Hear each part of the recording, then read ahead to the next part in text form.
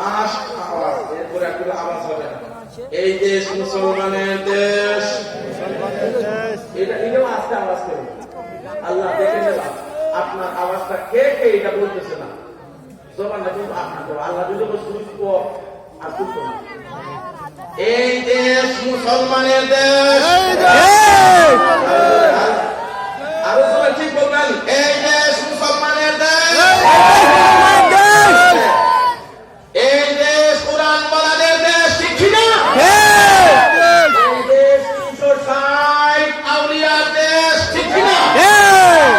এই দেশ যেই দেশে মুয়াজ্জিন সাহেবের আল্লাহু আকবারের ধ্বনির মাধ্যমে সূর্য উদিত হয়, যেই দেশে মুয়াজ্জিন সাহেবের আল্লাহু আকবারের ধ্বনির মাধ্যমে সূর্য অস্তমিত হয়, এই দেশ কতদিন থাকবে? ইসলাম মুসলমান কোরআন ওয়ালারাই থাকবে, ঠিক কিনা?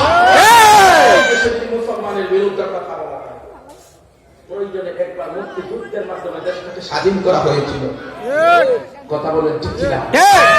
প্রয়োজনে যারা কোরআনের বিরুদ্ধে কথা বলে, রাসূলের বিরুদ্ধে কথা বলে, এই কুলাঙ্গারদের বিরুদ্ধে যুদ্ধ করার জন্য যদি আমার বাংলার শীর্ষস্থানীয় উলামায়ে কেরাম মুক্তিযুদ্ধের প্রান্তে নিজের জীবনের শেষ বিন্দুটুকু গিয়ে হলো শাহাদাতের তামান্না নিয়ে কাফনের কাফন মাথায় বেঁধে রাসূলের ইজ্জতের